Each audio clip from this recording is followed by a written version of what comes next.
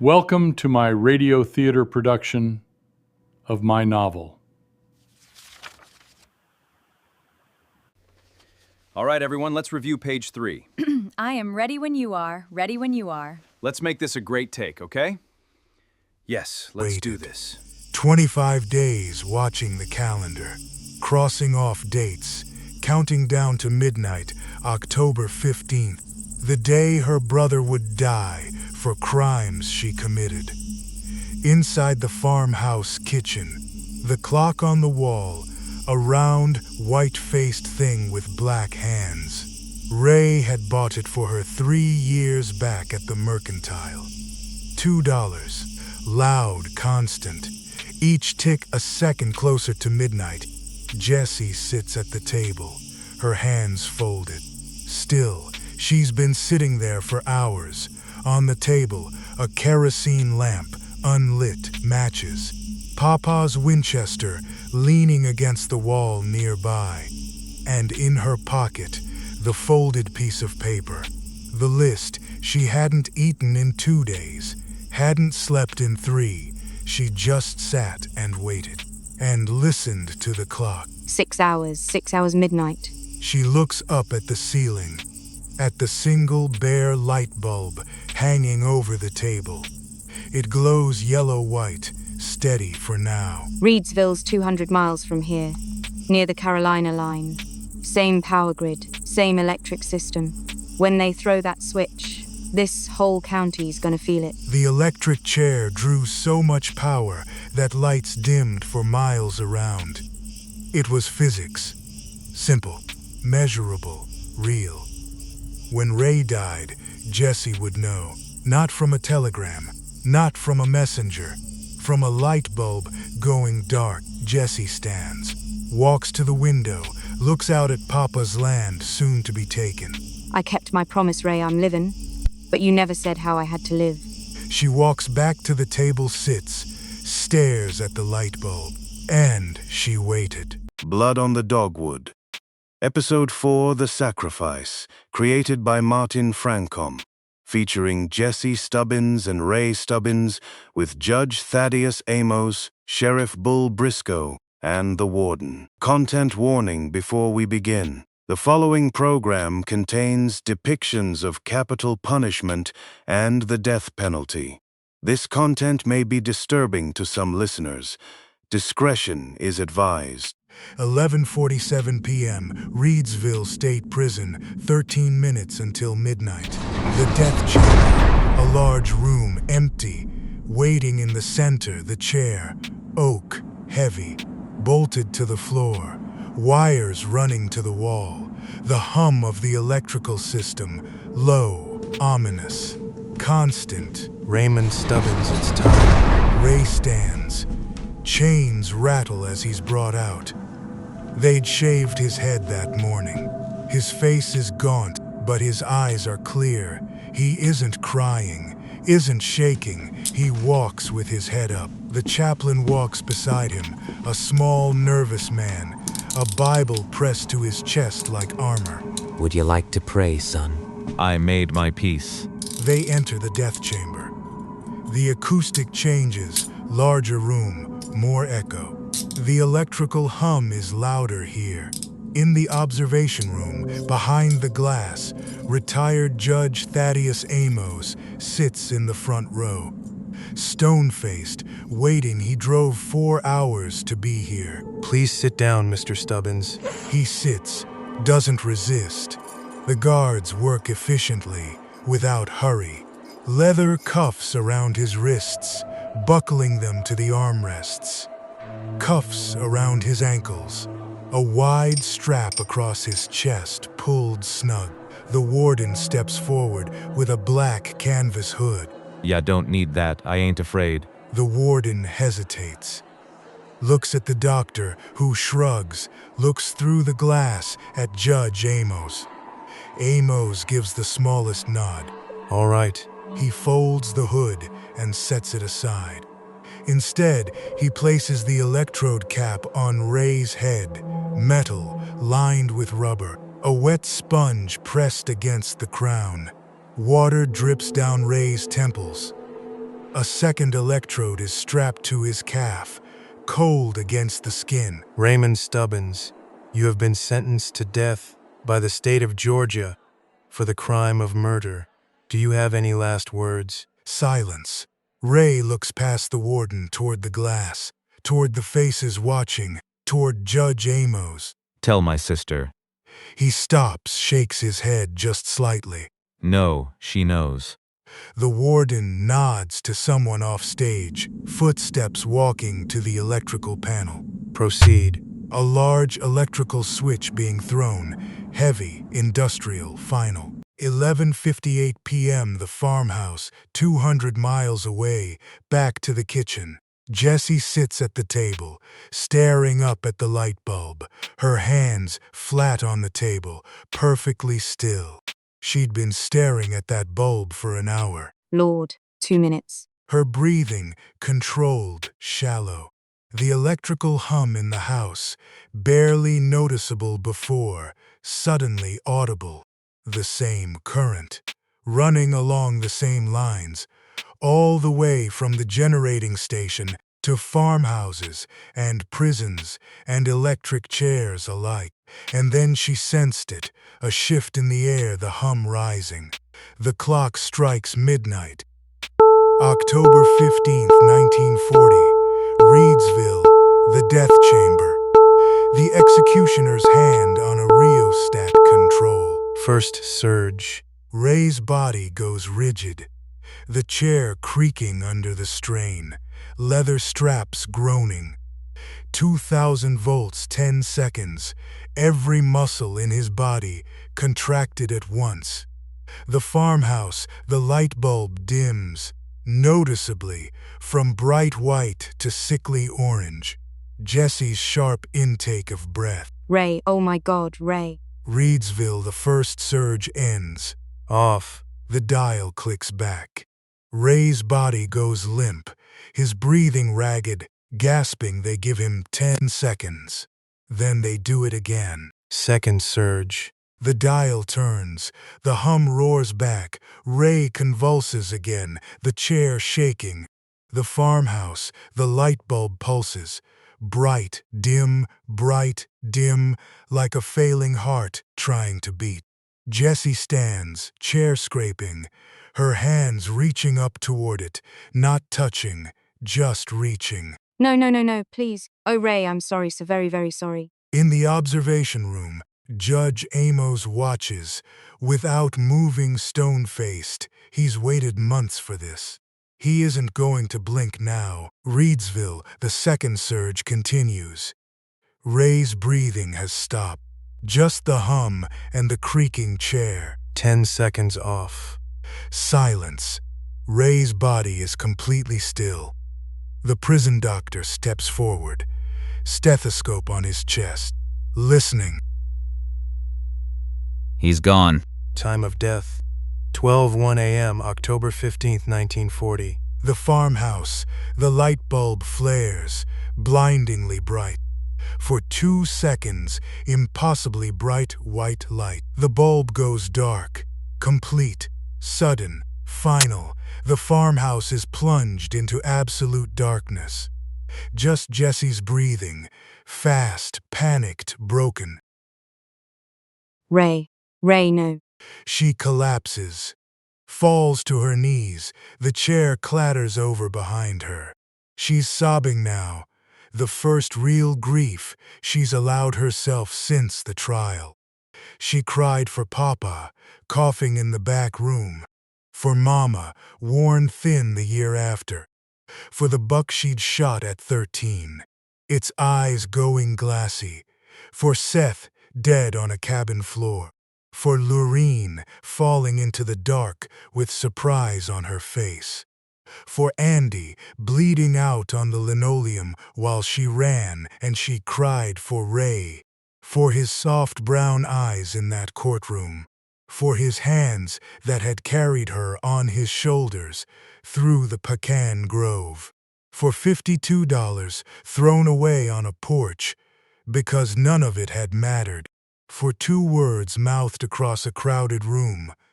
Live, Jess. And then the gray quiet came back. colder than before, harder, permanent. The woman who'd cried herself dry on that floor wasn't the woman who stood up. Jessie lights the kerosene lamp on the table. The flame catches, grows. In the lamplight, her face was different, older, harder. The last softness had burned away with that light bulb. She reaches into her pocket, pulls out the folded paper, unfolds it, 2 names in pencil. Sheriff Bull Briscoe, Judge Thaddeus Amos. She folds it, puts it back in her pocket, walks to the corner, picks up Papa's Winchester, checks the action. Smooth, ready. I'll finish what I start. She leans the rifle back against the wall. The lamp flame flickers. Shadows dance on the walls. In Reedsville, they were unhooking Ray's body from the chair, documenting burns, filling out paperwork. Another execution. Another number for the ledger. In the observation room, Judge Thaddeus Amos stood, adjusted his coat, satisfied. He'd gotten his justice. He had no idea he'd just signed his own death warrant. Back at the farmhouse, the lamp burning steady, Ray pronounced dead at 12:01 a.m. By 12:10, Jessie had stopped crying. By 12:15, the list was back in her pocket, and the rifle was ready. The gray quiet had won. January 14th, 1941, 3 months later. The heat had broken in November, and by January, the world had turned gray, wet, brown, a damp cold that gets into your marrow and stays there. The farm looked like a carcass, picked clean. Trucks and rusted sedans lined the road, men in canvas jackets, women in wool shawls, their breath steaming. Neighbors, strangers, scavengers, come to watch the Stubbins family's final humiliation. Jessie stands apart from them, wearing Ray's old wool coat, 3 sizes too big, the cuffs rolled, the hem past her knees. A small, battered suitcase at her feet, everything she owns. She hears them, they don't bother to lower their voices. Poor thing touched in the head, they say. Ain't spoke a word since the execution. Heard she just sits in that house in the dark. Don't light the lamps. She's a ghost, just don't know she's dead yet. Jessie stares through them. She isn't a ghost, she's a ledger, counting faces, memorizing who came, who bought what, who laughed. At 10 o'clock, the auctioneer climbs onto the bed of a flatbed truck. Peabody, out of Macon, brown bowler hat, checked suit, the dead eyes of a man who sold everything from wedding rings to coffins and stopped seeing the difference. All right, folks, gather round. We got a lot to move, and the weather ain't waiting. Terms are cash on the barrelhead, no credit, no sad stories. Everything sold as is, where is. Ya break it. Ya bought it. Jessie watches Ray's life dismantled piece by piece. Papa's hand tools, 50 years old, some of them, go for $3. The milk cow, Bessie, lowing mournfully as she's led off on a rope, goes for $12. The chickens go for 50 cents a bird. The buyer wrings their necks right there in the yard. Little leather book here, Bible looks like. All foreign writing, who'll give me a dime? Mama's Bible. Every word of it in French, the language Papa said she dreamed in, right up until the day she died. The woman who buys it flips through it, finds no money hidden in the pages, and lets it drop in the mud.